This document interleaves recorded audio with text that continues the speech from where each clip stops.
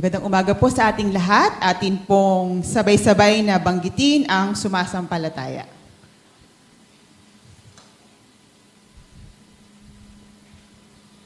Sige po. Sumasampalataya ako sa Diyos Amang makapangyarihan sa lahat, lumalang ng langit at lupa, at kay Jesucristong bugtong na anak niya, Panginoon natin, na sa hiwaga ng Espiritu Santo, ipinanganak ng Birheng Maria, nagdamdam ng hirap sa kahatulan ni Poncio Pilato. Ipinako sa krus, namatay at inilibing sa 3 araw, ay nabuhay na muli. Mula sa mga patay, umakyat sa langit at umupo sa kanan ng Diyos Amang makapangyarihan sa lahat. Doon magmumula at paririto upang humukom sa mga buhay at mga patay. Sinasampalatayanan ko ang Diyos Espiritu Santo at ang banal na iglesyang laganap, ang pagkakaisa ng mga banal, ang kapatawaran sa mga kasalanan at ang kabuhayan ng katawan at ang buhay na walang hanggan, siya nawa. Tayo po'y manalangin. Aming Diyos sa dakila sa lahat, magandang umaga po sa inyo. Kami po muli, Panginoon, ay naririto upang kami ay sama-samang mag-alay na aming pagsamba sa inyo at matuto, Panginoon, ay iyong salita. Dalangin po namin sa umagang ito na kayo po ang pumalagitna at tunay, Panginoon, na makita mo sa aming mga gawa, sa aming pag-iisip, na ikaw, Panginoon, ang aming itinatanghal sa umagang ito at sa mga sumusunod pang araw. Dalangin namin, Panginoon, na kayo po ang siyang patuloy na mangusap sa amin. Higit sa lahat, Panginoon, kami po, Panginoon, ay bigyan mo ng kombiksyon sa aming mga nagawang pagkakamali. Dahil alam namin, Panginoon, na hindi dapat kami naririto kung kami merong mga kabigatan, may mga kasalanan na tinatago pa sa aming mga puso. Dalangin namin, Panginoon, na kami po ay iyong patawarin. Kami, Panginoon, ay ibaba mo upang kami, Panginoon, ay makapagpatuloy sa aming pagsamba at paglapit sa inyo. Dalangin namin, Panginoon, na kami ituwid mo sa aming mga kalikuan. At dalangin din namin, Panginoon, ang karunungan, ang siyang Panginoon namin makamtan upang magawa namin ang mga bagay, Panginoon, na ipinag-uutos mo, ang mga bagay na kagustuhan mo sa buhay namin. So umagang ito, Panginoon, amin din po inilalapit ang aming pong mga manggagawa mula, Panginoon, sa mga ushers, sa mga song leaders, sa aming pong mga instrumentalist. Gayun din po, Panginoon, sa aming mga elders at pastor, Panginoon, na siya, Panginoong, mangunguna sa pagsambang ito. Dalangin namin, Panginoon, na kayo po, Panginoon, ang gumabay sa kanila at tunay, Panginoon, na ma-lead ang buong kongregasyon na ito sa tunay na pagsamba. Maraming pong salamat at amin din pong inilapit ang aming pong banal na hapunan, tunay, Panginoon, na ikaw rin, Panginoon, ang maalala namin ang iyong sakripisyo, ang sakripisyo ng iyong bugtong na anak, ay siya po naming maalala. At ito po, Panginoon, ay magdulot sa amin, Panginoon, ng pag-ibig sa inyo at sa inyong anak. In Jesus' name we pray. Amen. Isang pinagpalang umaga po sa ating lahat. Good morning po sa bawat isa. Pwede ho bang palakpakan muna natin ang Diyos sa buhay sa umagang ito for giving us another Sunday na tayo ay magpupuri sa Kanya. Pwede ho bang pakikamayan at pakibati muna ang inyong mga katabi ngayong umaga. Masarap pagsimula sa worship na ang bawat sa atin, isang tono tayo sa pagsamba sa ating Panginoon. Good morning sa iyo, kapatid. Welcome sa ating pananambahan sa umagang ito. Welcome to Caridad Unida Christian Church. Tayo po ay mawin. Deklar natin ngayong umaga na lahat tayo narito ay magsasaya sa piling ng ating Panginoon. Amen!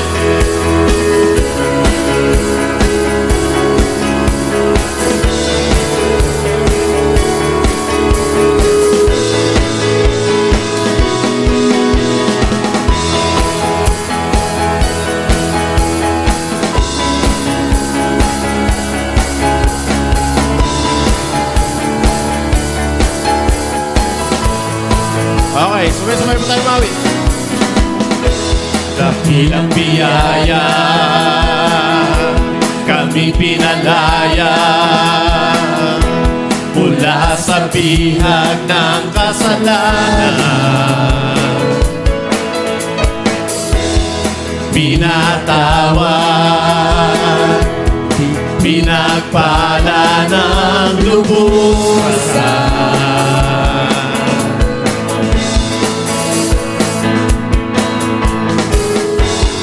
Di mapipigil ang pagsamba sa'yo,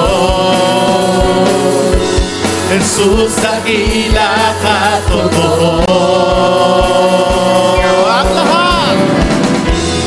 Ang lahat ay magsasaya, Jesus, papupurihan ka.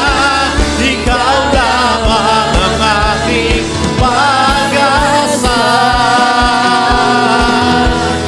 Ang lahat ay magsasabi, ang lahat ay luluhod, Jesus, ikaw lamang ang Panginoon. Amen! Hey, hey! Hey, hey! One more time, let's sing. Dakilang biyaya mo, Diyos. Dakilang biyaya, kami pinalaya mula sa bihag ng kasalanan. Kami yung pinatawad, kami pinagpala. Pinatawad, pinagpala ng lubusan.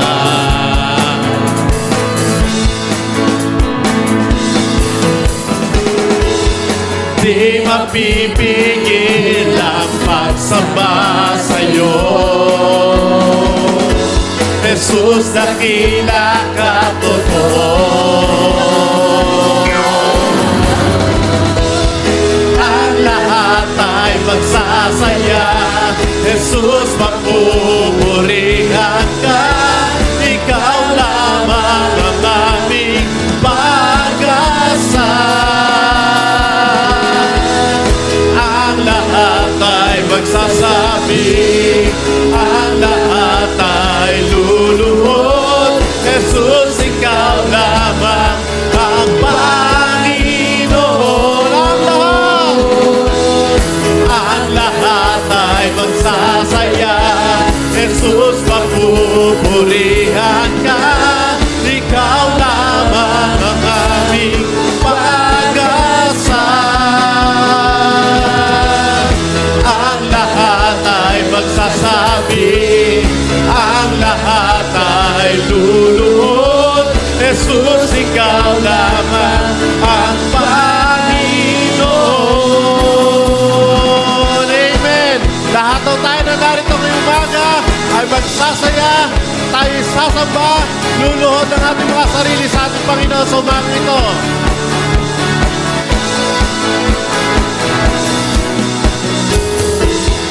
Di mapipigil ang pagsamba sa'yo, Jesus, dakila ka totoo. Isa pa, di mapipigil. Di mapipigil ang pagsamba sa'yo, Jesus, dakila ka. Jesus, dakila ka totoo. Ang lahat ay magsasaya, Jesus, papupurihan ka. Ikaw lamang ang aming pag-asa. Ang lahat ay magsasabi, ang lahat ay luluhod, Jesus, ikaw lamang ang Panginoon. Ang lahat ay magsasaya, Jesus, papupurihan ka. Ikaw lamang ang aming pag-asa. Ang lahat ay magsasabi, ang lahat ay luluhod, Jesus,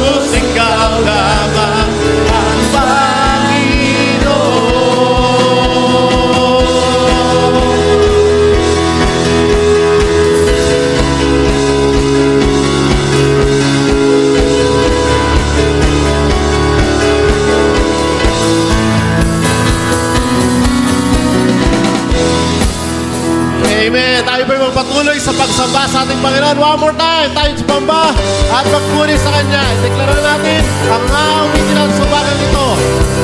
Lord, sa aming buhay, Ikaw lang ang aming kailangan.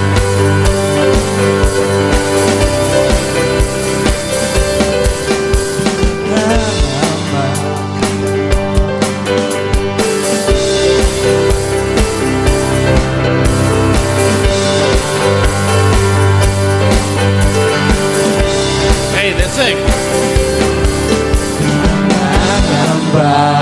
Sa kawalan, pagpapala mo'y laging daan. Di matatakot sa panganib, pagkat nairiyan ka palagi. Di matitinag sa pagsubok, ang pagsama mo'y tiyak at lubos. Di mapipigil sa pag-awit, pagkat ikaw ay mabuti.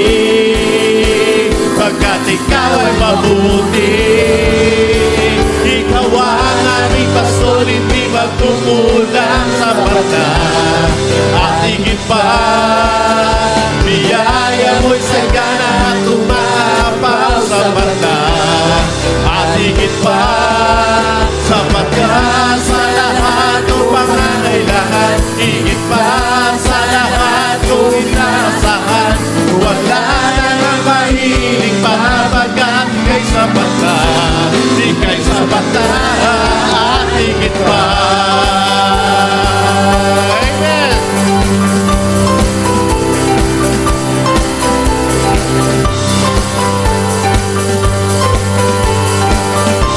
Bisa pawin natin, di mangangamba, di mangangamba sa kawalan, pagpapala mo'y laging daan.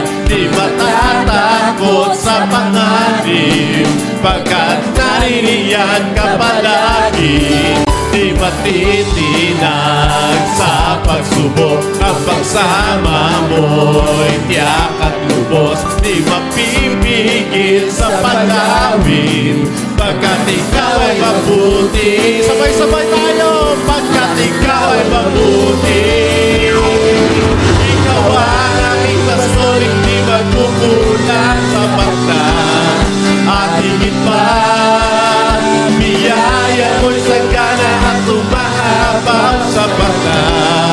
At higit pa, sapat na sa lahat kong pangangailangan. Higit pa sa lahat kong inaasahan. Wala nang mahilig pa, pagkat ika'y sapat na, ika'y sapat na. Ikaw ang aking pastor, hindi magkukulang sa bata. At higit pa, biyaya mo, Lord. Biyaya mo'y sagana at tumapaw sa bata.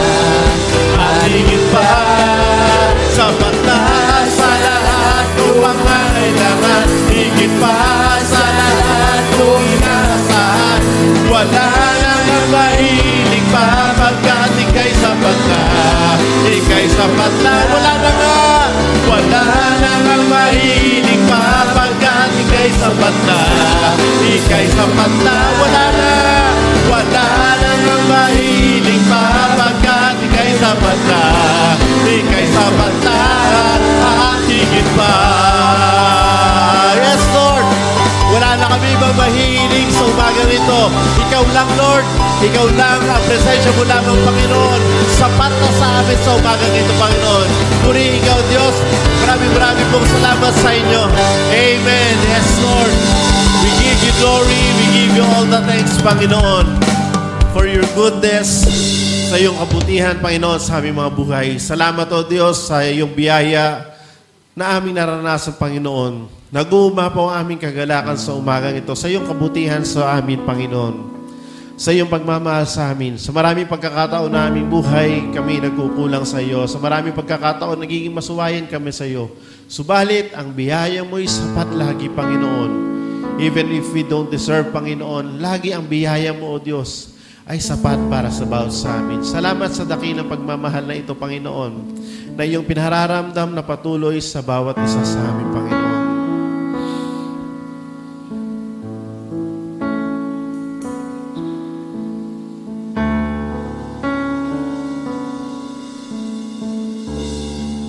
pakibawit.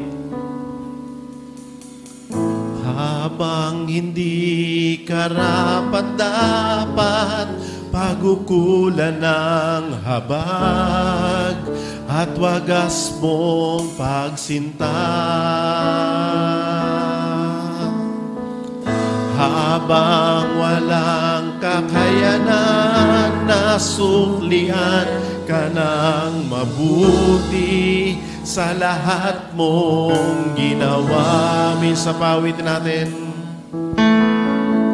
Habang hindi karapat-dapat, pagukulan ng habag at wagas mong pagsinta.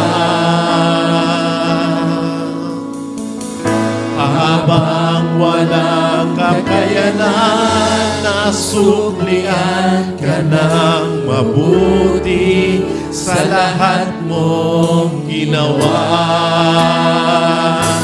Niyakap mo ako sa aking karumihan. Inibig mo ako nang di kayang tumbasan.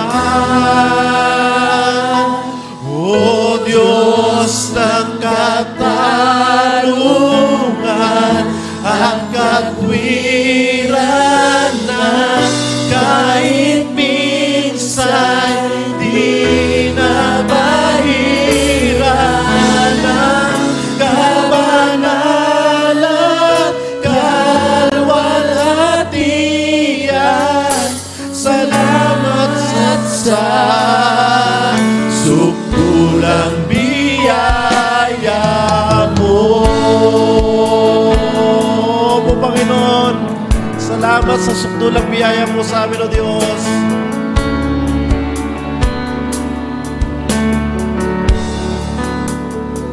Ay, mawit.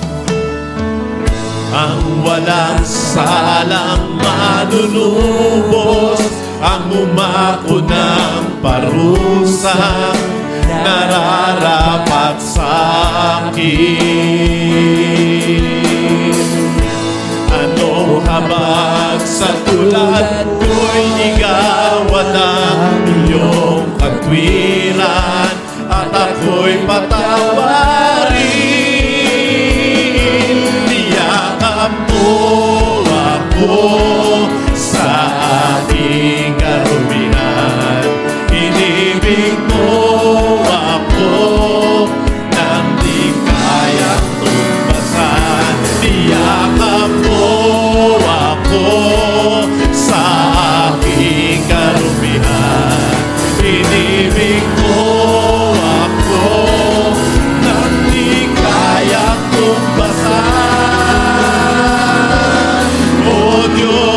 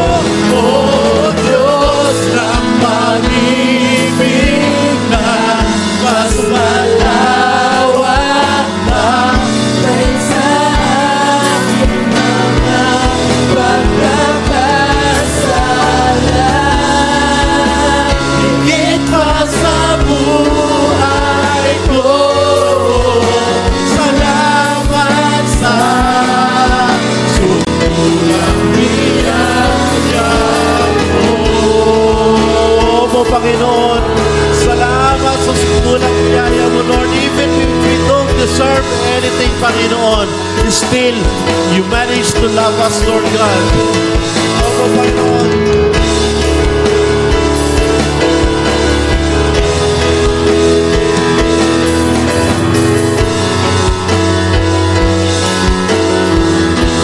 Let's sing, oh Diyos ng katarungan at katwiran na kahit minsan di nabaliran ang kabanatan ng walang iyan.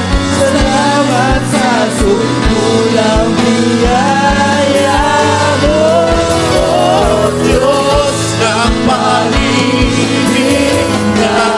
Mas malawak pa kaysa aming mga pagkakasala. Higit pa sa buhay ko, salamat sa sukulang biyaya mo.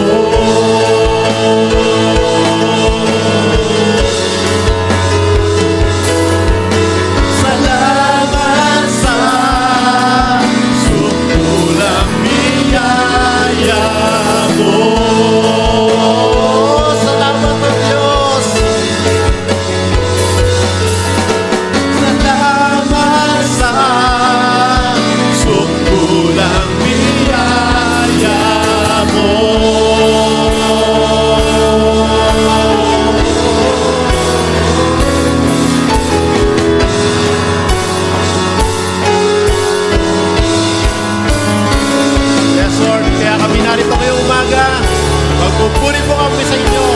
Sasambahin ka namin ng Diyos. Pupurihin ka namin ng Panginoon sa aming mga awitin, Panginoon. Sabay-sabay tayong lahat. Pupurihin ka sa awit, itataas ang aming tinig, itatanggal sa buhay ko'y nanginig ka, O Diyos.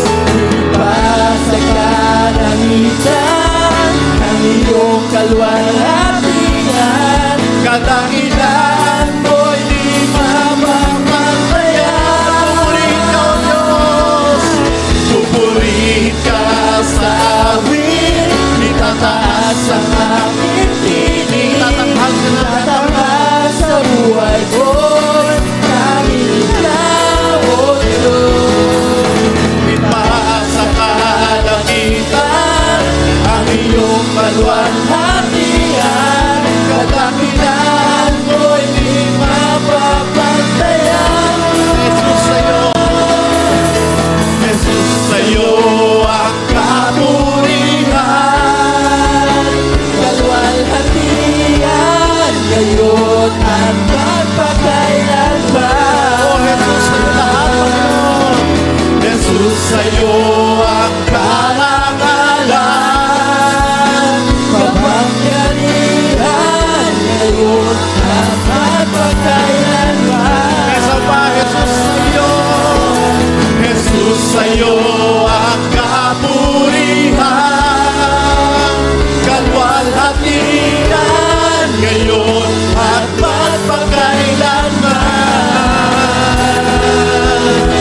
Jesus sa'yo ang karangalan,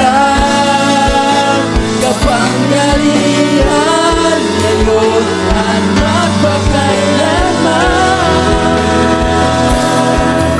Pupurihin ka sa awit, itataas ang aking tinig, itatanghal sa buhay ko'y tanging ikaw, O Diyos. Higit pa sa kalangitan, ang iyong kalwalhatian, kadahilan mo'y di mapapatayan. Oh, the last time you sing. Pupurihin ka sa awit, itataas ang aking tinig, itatanggal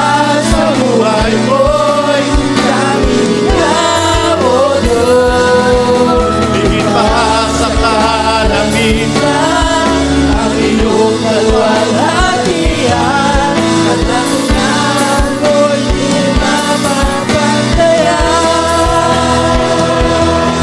Kadakilan mo'y di mapapantayan. Kadakilan mo, Diyos. Kadakilan mo'y di mapapantayan.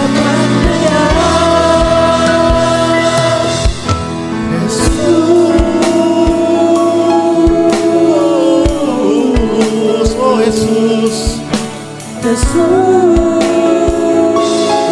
Tunay nga, Panginoon, kadakilaan mo ay hindi kayang pantayan. Hindi kaya naming awitan, Panginoon. Hindi namin kayang higitan, Panginoon, sa iyong kabutihan, sa iyong biyaya sa amin. Kaya naman po, narito bawat sa amin ngayong umaga, nagpapatira pa kami sa inyong harapan, Panginoon, na may pusong pagpapasalamat sa iyong pagmamahal sa amin, Panginoon. We want to give you back all the glory, Lord God, and all the praises, and all the thanksgiving, Panginoon, sa umaga ngayon ito. Be with us, Lord, as we continue to lift up your name and worship you in this place. Ito po isang dalangin namin sa tanging pangalan ni Jesus, and everybody say, Amen and Amen. Palakpakan natin ang ating Diyos na buhay sa umaga.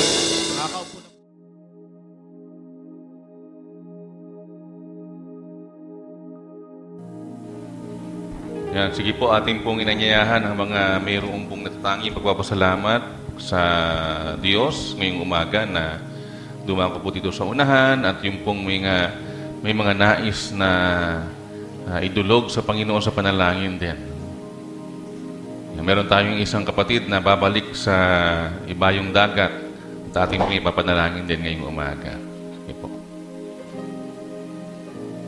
Tayo po ay manalangin. Dakilang Ama, dakilang Diyos na makapangyarihan sa lahat, tunay po na napakabuti mo sa aming buhay. Tunay po na ikaw ay higit sa lahat ng mga bagay na kung saan ay tinatakbuhan ng maraming mga tao. Ikaw, Panginoon, ang aming makapangyarihang Diyos na higit na nagbibigay sa amin ng anumang supdulang biyaya. Salamat po, Panginoon, dahil sa sandaling ito, narito ang bawat isa may kani-kanyang pagkilala ng iyong kabutihan, katapatan sa buhay namin. Maraming salamat po, Panginoon, sa mga pagpapala ng panibagong taon ng buhay, kalakasan, anibersaryo. Maraming salamat sa mga pag-iingat mo sa bawat araw na paglalakbay, sa karunungan na meron kami, kalakasan, kagalingan sa mga karamdaman. Salamat po sa iyong provision sa mga pangangailangan. Tunay po na napakabuti mo. Higit pa sa mga bagay na aming hinihiling ang iyong ipinagkakaloob kadalasan. Salamat po, Panginoon, sa pagdinig at pagtugon sa aming mga panalangin. Salamat po even doon sa mga challenges, mga pagsubok ng buhay na kinakaharap namin. Tunay po, Panginoon, lalo kaming tumatatak sa aming pananampalataya at lalo naming nakikilala na ikaw ay higit pang Diyos sa anumang mga bagay sa buhay. Sa umagang ito, Panginoon, narito ang iyong mga anak, may kani-kanyang mga kapahayagan ng pagkilala, pagpapasalamat sa iyo. At yung iba, nais po, Panginoon, na tumanggap ng iyong pagkaparat biyaya ng basbas upang sila'y iyong samahan sa anumang lakbahin ng buhay na ipinagkaloob mo sa kanila. Mangyari nawaan sa pamamagitan po ng pagkapatong ng kamay ng iyong lingkod, iyong igawal sa iyong mga anak na ngayon nagpapasalamat ang iyong basbas at pagpapala.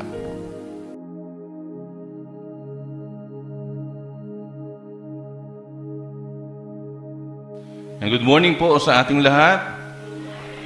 Yan, tayo po ay ang bilis lang po ng panahon, second month na ng 2024. Ilang buwan na lang, Pasko na ulit. Binibilang yung Pasko. No? Yan, so ang bilis lang po ng time. Ganoon kabilis yung ating oras sa buhay. Kaya kailangan talaga, we see to it na lagi nating inuuna ang Diyos at lagi nating ginagamit yung bawat pagkakataon at bawat oras para maging makabuluhan yung ating mga buhay.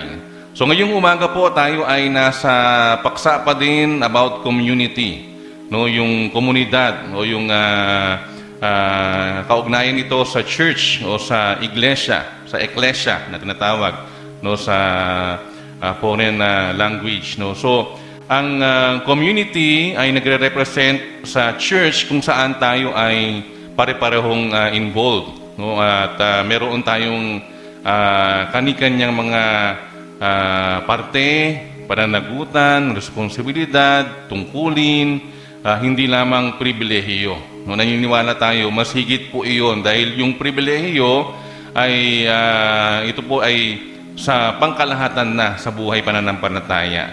At yung fullest privilege natin ay mapupunta sa atin sa heaven na kapag tayo ay nandun na. No, yung pribilehiyong makapiling ang ating Panginoon at mapunta doon sa ating tunay na tahanan. So siguro naman, handa po tayong lahat. Pero kung tatanungin ko, kung handa na kayo ngayon, baka tatanggi pa tayo, hindi muna ngayon. No, pero yun po. So dahil tayo ay kasama sa community, dapat nating maunawaan na itong ating komunidad, especially ang komunidad ng mga mananampalataya, ay mayroong mga lakip na katotohanan na dapat nating makilala bilang mga Kristiyano o bilang mga anak ng Diyos. At dahil ngayon ay month of February, ang komunidad na ito ay iuugnay natin, ikakabit natin sa pag-ibig o sa love, a community of love, no? Ang komunidad ng pag-ibig. Ang ating bang church, ang Unida Christian Church Caridad ay kinakikitaan at nakakaramdam ba tayo ng pag-ibig, no, sa loob at labas ng ating iglesia? So kayo lang po yung makakasagot niyan, mga kapatid. No, tayo lang yung makakasagot niyan. Yung pag-ibig na saklaw lahat ng mga punto ng buhay. No, hindi lang ito yung pag-ibig na meron tayong nare-receive, kundi yung lahat ng bagay sa buhay natin. So, a community of love. At ang ating paksa sa national ngayong umaga ay a community of love is a place of restoration.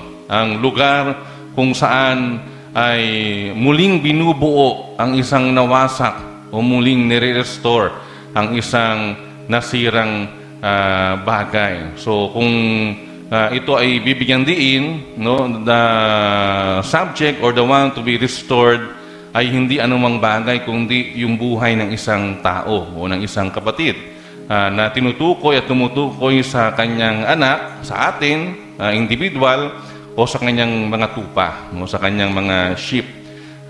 So ngayong umaga ang ating title ay pinamagatang Love, Giving a Second Chance on Life.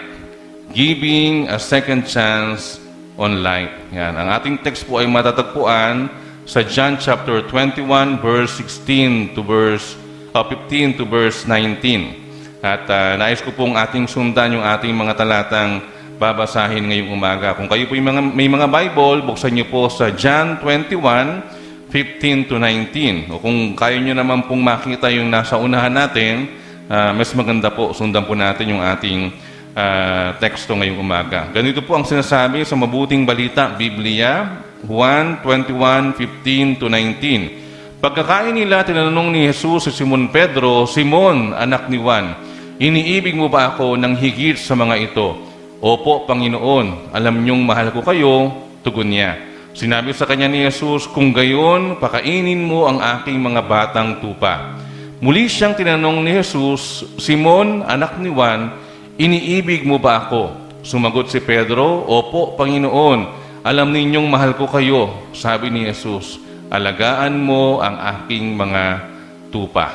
Pangatlong ulit na tinanong siya ni Jesus, Simon, anak ni Juan, mahal mo ba ako? Nalungkot si Pedro sapagkat 3 beses siyang tinanong ng mahal mo ba ako? At sumagot siya, Panginoon, alam po ninyo ang lahat ng bagay. Alam ninyong mahal ko kayo. Sinabi sa kanya ni Jesus, pakainin mo ang aking mga tupa. Pakatandaan mo, noong bata ka pa, ikaw ay nagbibihis sa iyong sarili at pumupunta ka kung saan mo gusto. Ngunit pagtanda mo, iunat mo ang iyong mga kamay at iba ang magbibihis sa iyo at dadalihin ka kung saan mo gusto. Verse 19, yung huli pong talata, sinabi niya ito upang ipahiwatig kung paano mamamatay si Pedro at kung paano niya luluwalatiin ng Diyos. Pagkatapos, sinabi sa kanya ni Jesus, sumunod ka sa akin. Yan. So pagpalain po tayo sa pagkabasa ng salita ng ating Panginoon. Sumandali po tayong manalangin. Dakilang Diyos, bigyan mo po kami ng bukas na puso at isip na handang tanggapin, kilalanin, pakinggan ang iyong mga salita. Ngayong umaga, ang aming pagbubulay-bulay at ito po, Panginoon, ay aming isabuhay sa aming pang-araw-araw na buhay. Purihin ka sa pangalan ng aming Panginoong Yesus. Amen. Naniniwala ka ba sa second chances? Yan. Naniniwala ba tayo sa second chance or second chances? Tingnan nyo nga po yung mga katabi nyo kung naniniwala. Yan. So, ito yung tanong ni tanong doon sa di ba? Sa isang movie ni John Lloyd at ni Bea. No?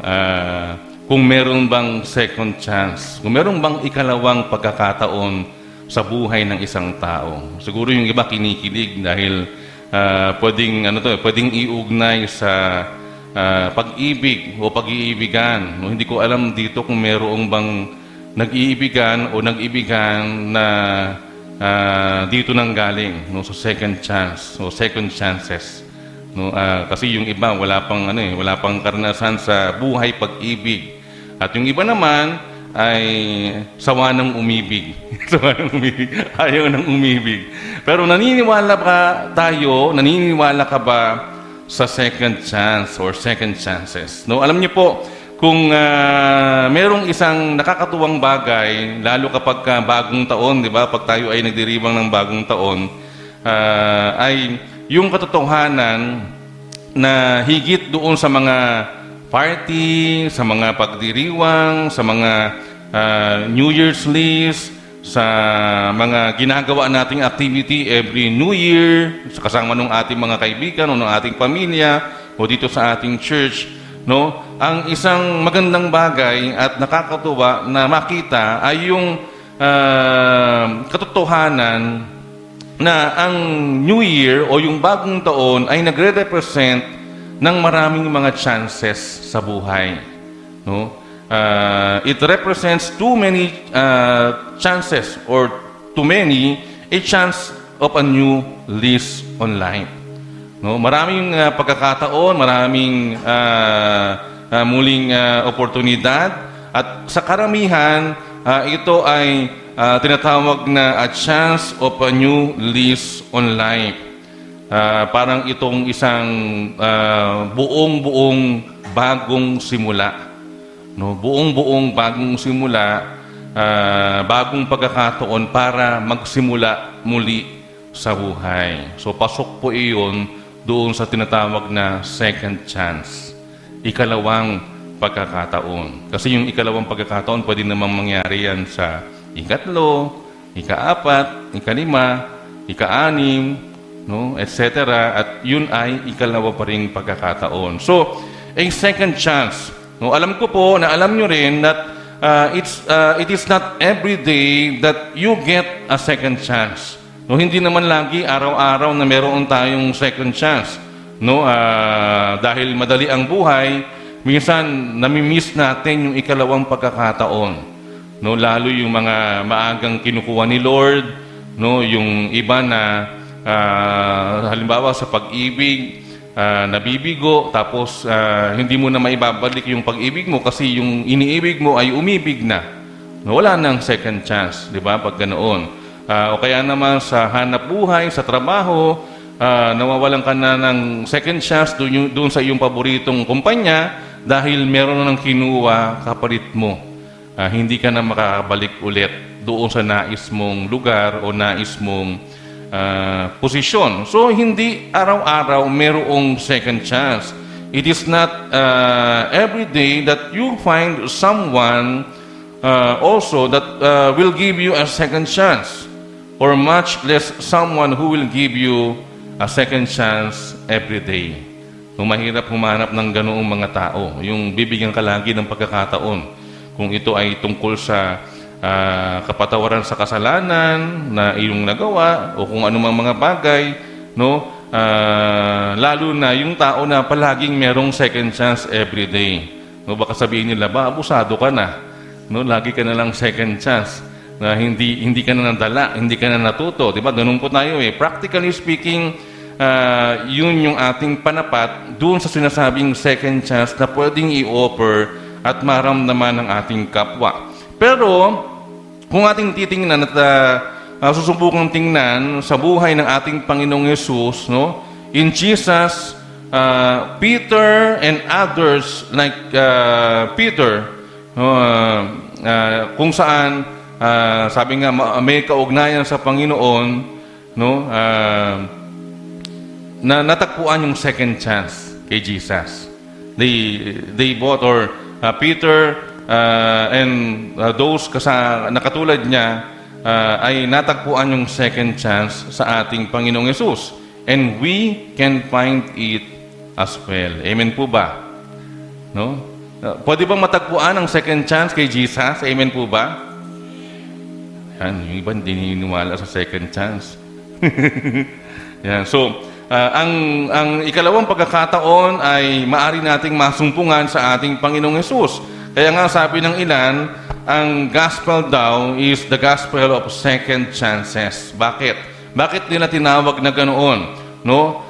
Dahil kahit na ano at kahit na ano, gaano kapangit yung ating nakaraan, no?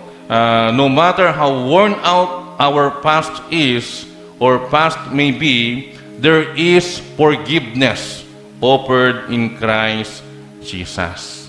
Mayroong kapatawaran na ibinibigay ang ating Panginoong Yesus, who stands not only ready to forgive, but also ready to restore. Take note of that, di ba? Hindi lang siya handang magpatawad, kundi Jesus is also ready to restore. No, handa niya pong buuin muli yung ating buhay.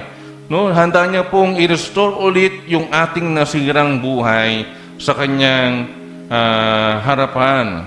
So, maaring sabihin natin na meron tayong mga kani-kanyang kakulangan, kani-kanyang mga pagkakamali o pagkakasala sa tao, sa Diyos. Pero ang lahat ng yan, no, katulad ng sinasabi ng ating pagbubulay-bulay, ay merong second chance sa ating Diyos na mapagpatawad. Amen. Yan. Hindi pa sila maka-amen. So, maaring yung iba sa atin, ngayon, sa mga sandaling ito, they need or you need a second chance at life. No, kung kayo po ay, halimbawa, i-dare ko ngayong umaga. No, halimbawa, sabihin ko po sa inyo, humanap kayo ng isang tao lang, no? Ngayong araw kung saan hindi nangangailangan ng second chance. No, sa lahat ng bagay sa buhay niya, siguro wala tayong mahanap na ganoong tao na hindi kailangan yung second chance. Bakit? Hindi naman tayo perfecto. Lahat po tayo mayroong pagkukulang. Lahat tayo nagkakamali. Lahat tayo nagkakasala. So, anumang aspeto yan ng buhay, sometimes we need a second chance. No? We need a second chance. So, bakit kailangan natin yung second chance? Bakit mahalaga ito sa ating mga buhay? Mainly because we made a mistake. Mainly because we made a bad choice. Di ba? Or a mistake in morality. And now, we had to live with it. Parang hindi maalwan, hindi maayos mamuhay na alam nating meron tayong pagkukulang or somehow pagkakasala sa harapan ng Diyos o sa maraming mga tao sa paligid natin. Meron pong isang kwento tungkol sa mag-asawa. No? Mag-asawang nag-celebrate na kanilang 25th anniversary. Yan. Sino ba dito yung mga umabot na sa 25th anniversary? Yung iba yata hindi na umabot, no? Naghiwalay na. Yung mga umabot sa 25th, di ba? Yung kwentong ito ay tungkol sa kanilang celebration. No, they celebrate their 25th anniversary at sa kanilang celebration, nakita nung babae, nung asawang babae, yung kanyang asawang lalaki na umiiyak. Yung parang mayroong mga luha o may mga luha sa kanyang mga mata. Malamang hindi po yung tears of joy. So lumuha yung lalaki. At tinanong ng babae, bakit ka lumuluha? No, anong problema? What's wrong with you? Anong problema? Bakit ka umiiyak? Bakit ka masyadong emotional? Sabi nung lalaki, alam mo ba, honey, o kung ano man yung kanyang tawag, dito sa kwento, honey. Ano mo ba, honey, naalala ko, galit na galit ako noong unang honeymoon natin. Sabi nung lalaki, galit na galit ako noong unang honeymoon natin. At muntik na kitang mapatay. Sorry po sa sa word. Pakipaliwanag na lang sa mga anak natin. Parental guidance. So muntik na kitang mapatay. Sabi nung yung lumuluha siya. Very emotional yung lalaki. Sabi niya, yun ang sabi niya. Muntik na kitang mapatay. At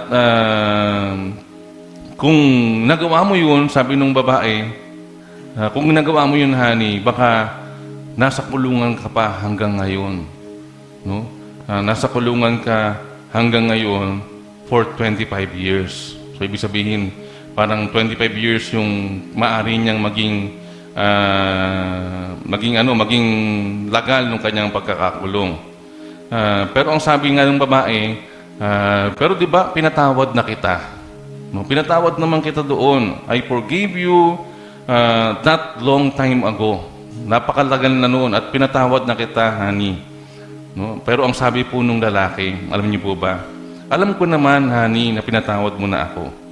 Pero siguro kung ginawa ko yun, kung pinatay kita, ngayon siguro malaya na ako. Ngayon siguro malaya na ako. Hindi ko alam. Napaulit-ulit kong binasa yung kwento, pero hindi ko masyadong maunawaan nung una kung bakit ganun yung sinabi ng asawang lalaki. Pero marahil nabuhay siya doon sa kanyang mga past regrets sa buhay at hindi siya naging masaya doon sa kanilang 25 years. Maaring ganoon. Kaya ang sabi niya, siguro kung napatay kita, baka malaya na ako ngayong araw na to. No, after 25 years, ngayon ko makakamit yung freedom sa buhay ko. No, huwag naman sana ganoon yung iba sa atin, na hindi malaya. Di ba? So, past regrets. No, alam ko po na alam din natin yung mga bagay na yun. Something in our past that you've done or something that you did not do that you are not proud of. No, para bang yung past regrets, ito yung mga bagay na ginawa natin o nagawa natin na hindi natin ipinagmamalaki. Yan. Meron ba kayong ganun? Di ba? Yung parang yung mga, minsan yung mga, ayoko nang gamitin yung salita, pangit. Yung mga bagay na nagagawa natin na hanggang ngayon, minsan matatawa tayo, di ba? O kaya minsan naman, maiinis tayo sa sarili natin na bakit ko pa ginawa yun? Bakit ko ba sinabi yun? O, bakit ko ba inisip yun? Yun yung mga past regrets, di ba? Yung bang parang hindi mo ma-imagine yung sarili mo sa ganoong kalalagayan. At minsan, meron ding halong panghihinayang, no? Sabi nga, what is done is done. What you did can't be undone. Ano man yung ating nagawa ay nagawa na natin at yung ating nagawa na ay hindi na mababawi pa. Doon yata kinuha yung salitang the damage has already done. No, tapos na, nawasak na, nasira na, nagawa mo na yung hindi dapat magawa. So, sabi nga po, para yung itlog na in-scramble, di ba? Yung scrambled egg, hindi mo na yan pwedeng ibalik sa pagiging itlog ulit. Di ba? Na-scramble mo, nagulo mo na yung buhay niya eh. Napaghalo mo na yung puti at saka yung pula ng itlog. So, hindi mo na siya maaandaan. No? So, tayo po, o karamihan sa mga tao, they are stuck with all these past regrets. Marami sa mananampalataya, kahit Kristiyano na, may mga past regrets tayo. No? Kaya ang tanong ngayong umaga, what are you going to do with those past regrets? No? What are you going to do with those past regrets? Ano po yung una? No, hindi ko po sinasabing ito yung mga tamang gawin, pero suriin niyo po mamaya kung ano yung mga karaniwang ginagawa ng mga tao sa mga past regrets nila. Una daw na option, the first option is to simply ignore them. No, pag sinabing ignore, yung hindi pansinin, no? Ignore. Either repress them or pretend that they did not happen. Diba? Ganon. Yung bang parang tinanggal mo na sa memory mo. No? Hindi naman nangyari yan. Okay na yan. Or worse, try to reason them as being appropriate or even denying it was wrong in the first place. Yun naman yung iba. Pag sinabing i-ignore, parang dun mo nilalagay sa justification. Parang ginajustify mo na tama naman yun, okay na yun. No, yung kahit na alam mong mali, itatama mo pa rin. Just to ignore your past regrets. No? So, yun yung isang option na ginagawa ng mga tao. To ignore their past regrets. Tandaan natin that excuse after excuse or excuses after excuses, we simply ignore our past. But to simply ignore something does not make it go away. Sometimes, it only make it worse. No? Hindi nangangahulugan na pag inignore mo yung isang bagay or your past regrets, no, yung mga maling nagawa natin, mawawala na yan. No? Minsan, it only make it worse. Diba? Kasi, gamitin na natin sa pag-ibig, di ba? Wala kasing closure. Minsan ganun, di ba? Pag walang closure, tama ba, Ate Grace? Yeah? Pag walang closure, di ba? Hindi ka kumpleto, no? Hindi mo maramdaman na malaya ka na pwede ka nang umibig ulit sa pwede mong ibigin, di ba? Walang closure. So, sometimes, no, it only make it worse. No? Why? Because you are pretending. Para bang kamag-anak ng nag-i-ignore yung pagpipretend sa mga bagay na nakalipas sa iyong buhay. So, yan po yung unang option na ginagawa. No, hindi ko po sinasabing tama po yan, ha, mga kapatid. Pero, nagawa niyo na po ba yan? No? Pangalawa, go to constantly, or the second option to handle our past regrets is to go constantly remind ourselves of our past and put ourselves down day after day. Ito yung mga, ano ba tawag dito? Yung mga sadista.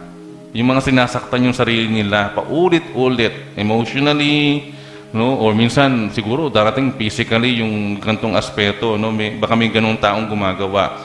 No? Halimbawa, yung video recording, we replay the event in our mind over and over and over again, unable to release those feelings of guilt. Bakit may mga ganun tao, di ba? Parang yung nasasatisfy ba sila doon sa ginagawa nila na i-remind yung kanilang sarili ng mga past regrets. No, para daw ma-unable yung ating guilt. No? Siguro para mamanhid na. Yung mamanhid ka na sa yung nagawang mali at hindi mo na siya mapansin. No? Kaya nga meron daw song, di ba? Yung ang sabi doon sa lyrics ng song, there's always something there to remind me. Always something there to remind me.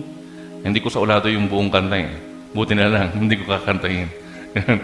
Pero yung sinasabi ng song is merong something or something there to remind you of your either past regrets or anything sa ating mga buhay, di ba?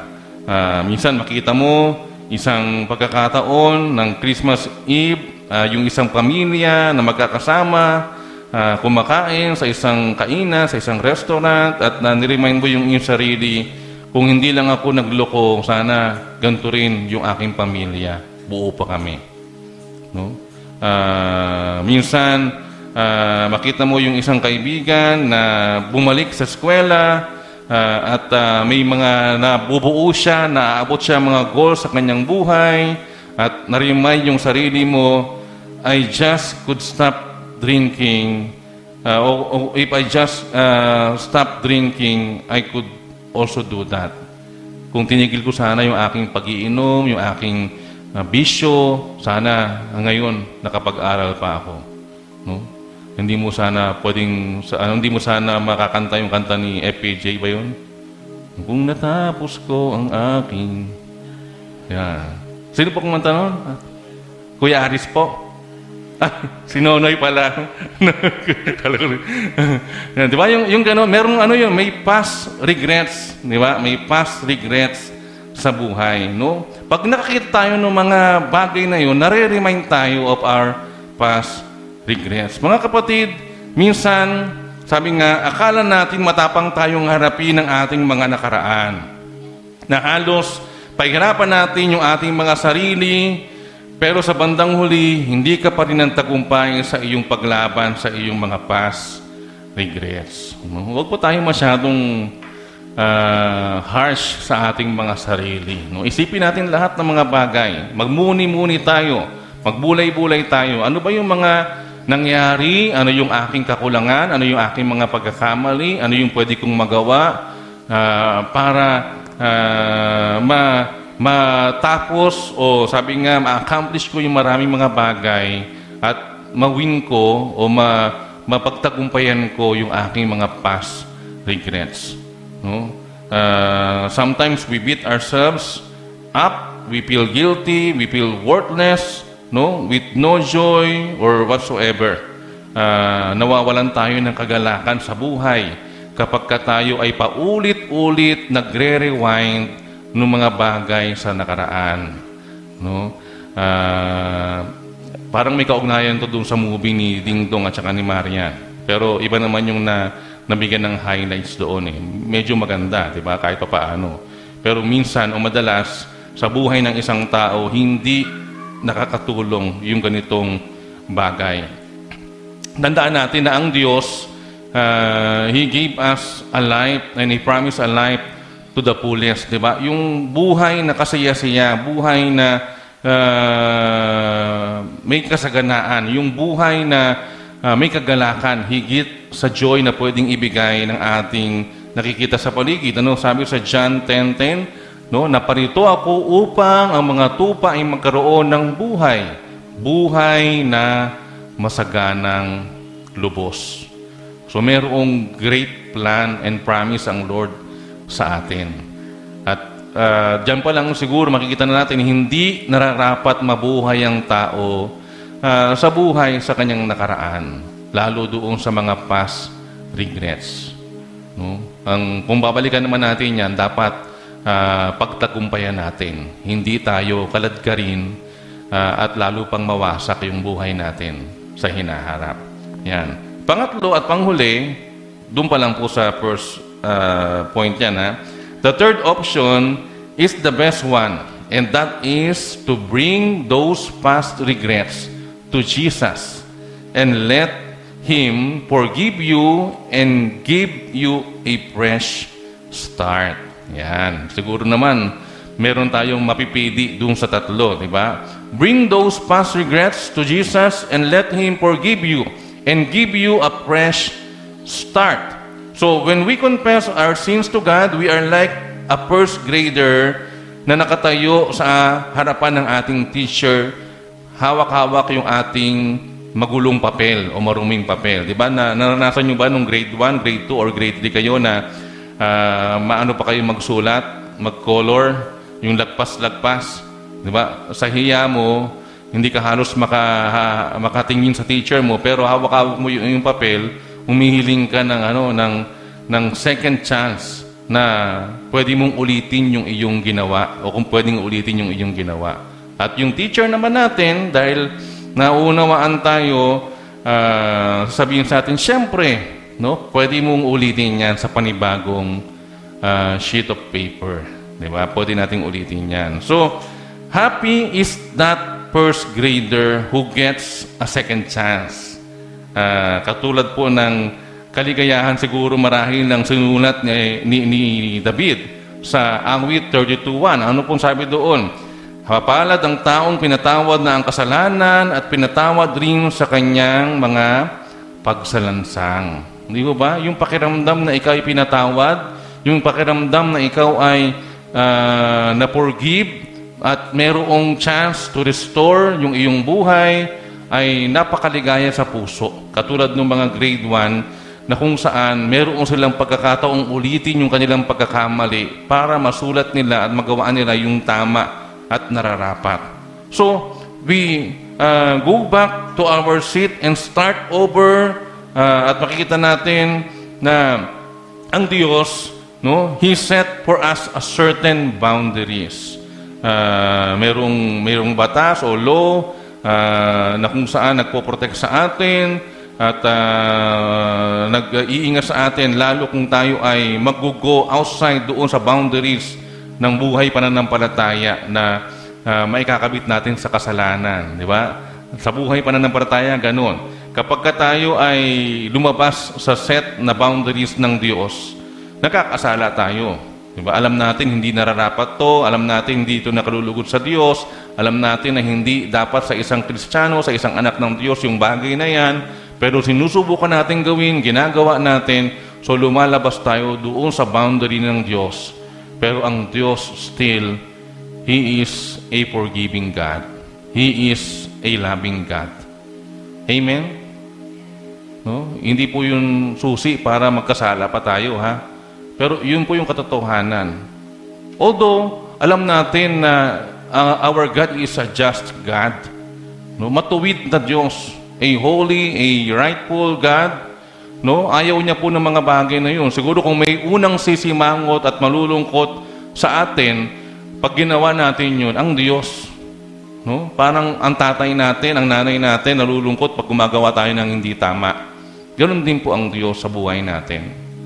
No, nalulungkot ang Diyos, pero ang Diyos din ay may pagmamahal sa atin at gusto niya tayong ayusin sa ating buhay. He loves us and He wants to restore us. No? He wants to restore our lives. Si Max Lucado po, he wrote about a time when his daughter had disobeyed him. Sabi ni Max Lucado sa kanyang isang sinulat, yung kanyang oldest daughter, no, panganay na anak na babae, si Jenna ang pangalan, ay 4 years old noon, naalala niya. No? Some time ago, lumapit sa kanya si Jenna para mag-confess. May sabihin na nagawa niyang pagkakamali. Sabi ni Jenna sa kanya, Daddy, kumuha ako ng crayola, ng crayon. I took a crayon and drew on the wall, on our wall. No, nag-drawing siya sa ano nila. Feeling niya si Ate Grace siya. Ate Grace Lumagi. Nag-drawing sa wall. Artistic. So, nag-drawing si Jenna sa wall at nag-guilty siya. Siyempre, alam niya na mali yung ginawa niya. No, dinumihan niya yung wall nila na maganda. Then, ang ginawa ni Max Lucado, umupo siya at kinarga niya si Jenna na 4 years old noon, kinandong niya. No? Ang sabi niya, ganito, no? Tama ba yung ginawa mo, anak? Tama ba yung ginawa mo, anak? No? Sabi ni Jenna, hindi po. So ano bang ginagawa ni Daddy kapag ikaw ay sumulat sa pader o sa wall? Sabi daw ni Jenna, pinapalo po. Pinapalo. Siguro napalo na siya noon ng daddy niya. What do you think Daddy should do this time? Ano sa palagay mo ang gagawin ni Daddy ngayon? Ngayong pagkakataon na to? Sabi daw ni Jenna, love. Love. Yung mamahalin. No, hindi na, you spank me, you will spank me. No, kundi, love. Yung mga language ng bata, di ba ganoon? No, love.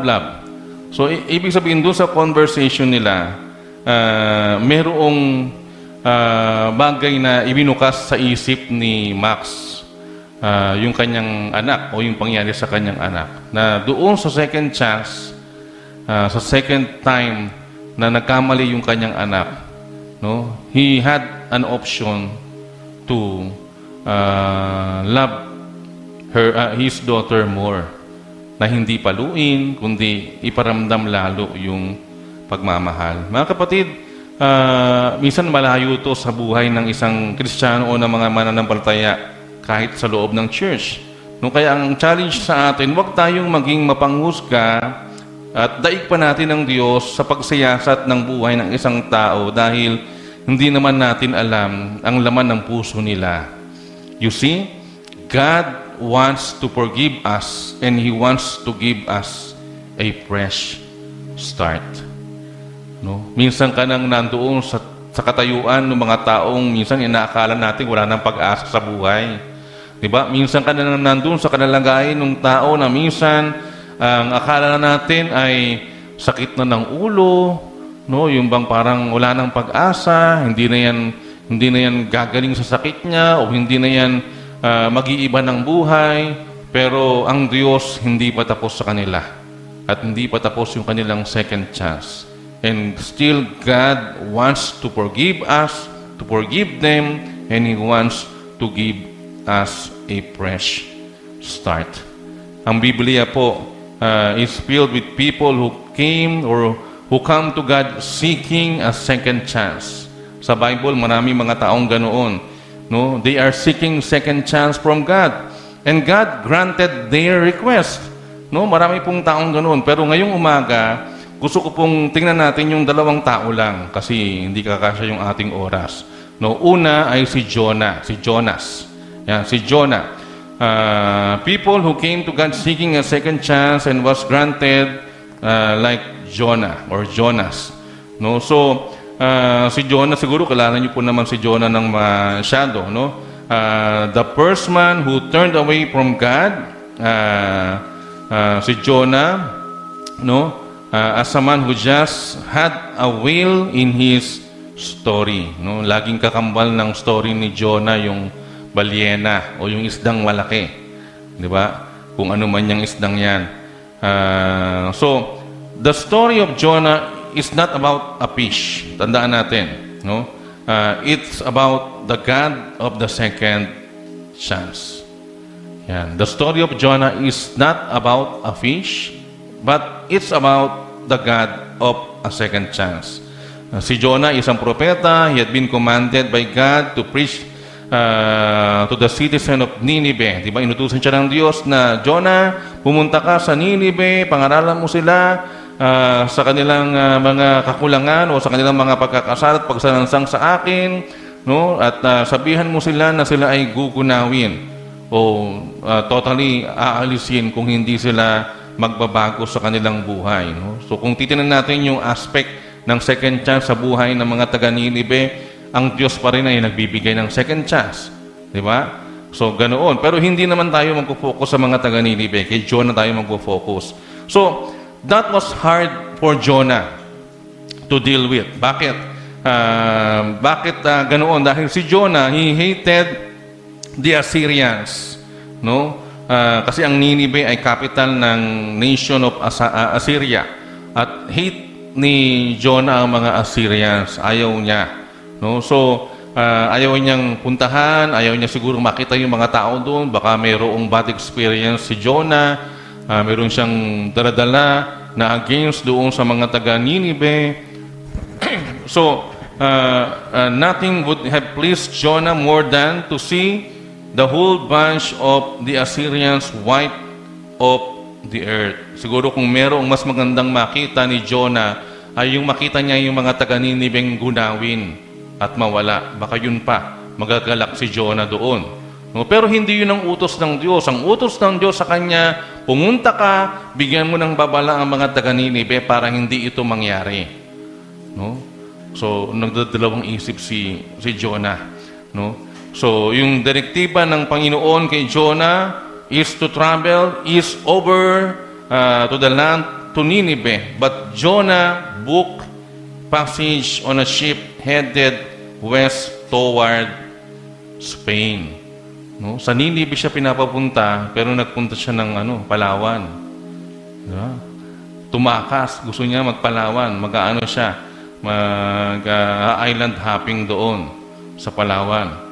No? Ayaw niya sa Nineveh. Pero to make the long story short, nakita natin, kumilos ang Diyos sa buhay niya No, kinain siya ng malaking isda. Kinain ng malaking isda. Yung mga kwento sa mga bata, di ba? Tapos, na-realize niya after some time yung kanyang pagkukulang. At the end of his mission, bumalik siya at sinunod niya yung pinapagawa sa kanya ng Diyos. No? Tinupad niya yung pinapagawa sa kanya ng Diyos.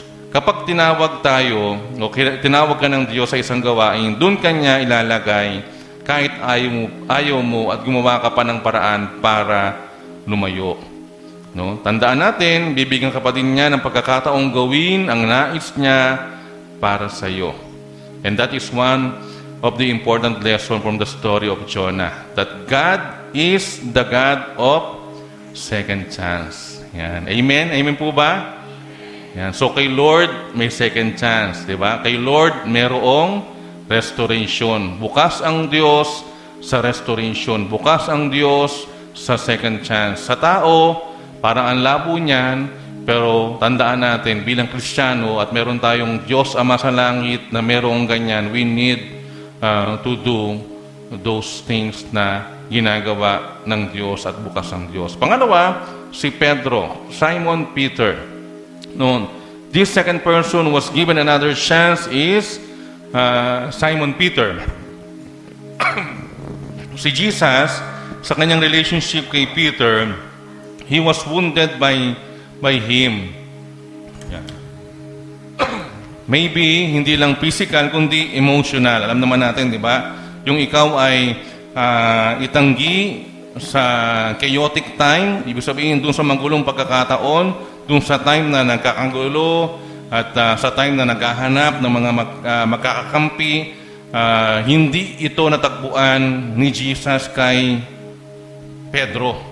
No? Nung panahon na siya ay nasa paghihirap na panahon, hindi niya natagpuan kay Pedro yung kadamay. Parang ganoon. No? Kaya emotionally, Jesus was wounded by Simon Peter. Nasaktan siya ni Pedro. No? Yung inaakala kong tatanggol sa akin, yung inaakala kong dadamayan ako sa aking kinakaharap, hindi ako sinamahan sa aking paghihirap. No, hindi ako sinamahan sa aking nararamdaman. Pero sa kabila noon, no, sa kabila nga nung 3 ulit na pagtanggi, no, at yung simbolo ng tinaok ng manok, sa kanyang nagawa ni Simon Pedro, makikita natin ang Diyos pa rin ay pinili siya upang siyang maging, sabi nga ay representante ng church ng ating Panginoon. Diba? Doon sa panahon ng kanyang paglilingkod. So, he knew Peter would preach the first gospel sermon to open the door to the church on the day of the Pentecost sa Book of Acts. And Jesus did not keep a record of wrongs. No? Kung doon kay Jonah, makikita natin at ma-realize natin yung katotohanan that God is a God or is the God of the second chance. Dito po kay Pedro, no? Yung katotohanan na God did not or didn't keep a record of wrongs. Hindi siya nagtatala ng record ng ating mga pagkukulang pagkakamali. Hindi ganun ang Diyos. No, madalas, taig natin ang Diyos sa aspeto ng pagtatanim ng record ng iba na parang wala ng pag-asa pang magbago. Tandaan natin, ang Diyos natin ay hindi lang matuwid, kundi mapagpatawad ding Diyos. Kaya nga ang paksa natin ngayong umaga, di ba? A community of love and restoration. No? Kung meron mang lugar to restore those na nagkulang sa Panginoon is the church. No? The church is basically the place to restore those people na naligaw ng landas sa kanyang harapan. So, if God can give Peter a second chance, and if He could give Jonah a second chance, He can give you a second chance as well. Amen? No? Kung nakayang gawin ito ng Diyos kay Pedro, kay Jonah at sa iba pa, He can also give us a second chance. And it doesn't matter how much you've sinned, kung gaano man kalaki yung ating kasalanan, gaano man kasama yung ating naging buhay, no, hanggang ngayon, di ba? God stands waiting to forgive and ready to give you a second chance, kapatid. Sabi po sa aklat ng ikalawang Korinto 5:17, kaya't kung nakipag-isa na kay Kristo ang isang tao, isa na siyang bagong nilalang. Wala na ang dati niyang pagkatao, sa halip ito'y napalitan na ng bago. Ang gusto ng Diyos makita sa atin ay yung isang bagong buhay. No? He wants to restore us from being sinful life. No? Gusto ng Diyos magkaroon ng isang bagong tayo, ng isang bagong buhay.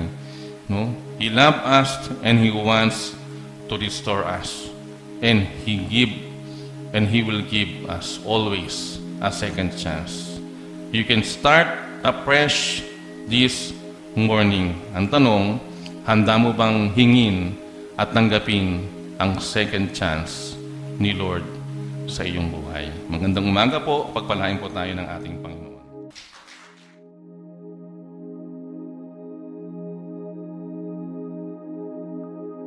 Tayo po ay magwakas sa panalangin. Dakilang Diyos na makapangyarihan sa lahat, maraming salamat po sa iyo sa umaga pong ito, sa muling panahon na ibinigay mo sa amin upang sama-samang magpuri, sumamba sa iyo at makinig po ng iyong mga salita. Salamat dahil ikaw ang aming Diyos na aming pong malalapitan, lalo sa pagkakataon, Panginoon, na kami po'y nahihirapan at humihingi ng muling pagkakataon upang makapanumbalik at buuin, Panginoon, ang aming pong buhay at sanhi ng mga bagay na nagawa namin na hindi nakalulugod sa iyo. Sa umagang ito, Panginoon, nais po namin na patuloy po na ikaw ang siyang maging patnubay namin sa lahat ng aming gagawin, sa lahat ng aming mga gawain, lalo sa isang linggong darating, Panginoon, ano man ang aming gawain, ikaw po ang maitaas, maluwalhati ng aming buhay, ang siyang patuloy na mag-ingat sa amin, Panginoon, sa lahat ng panahon at pagkakataon ng aming mga buhay. Inihiling po namin sa iyo, Panginoon, ang iyong pagsama sa aming mga pag-iwahiwalay, pauwi, patungo sa aming tahanan, ang isang saganang pananghalian kasama ng aming mga mahal sa buhay, Panginoon, ang aming maranasan. At gayon din, O Diyos, patuloy po na pag-iingat kasama, Panginoon, sa lahat ng aming gawain sa buong isang linggo, sa pag-aaral, sa tatrabaho, Panginoon, maging sa aming kanigin ng tahanan. Purihin ka po, dakilang Ama, ito'y aming dalangin, sa tanging pangalan po ng aming Panginoong Yesus. Amen.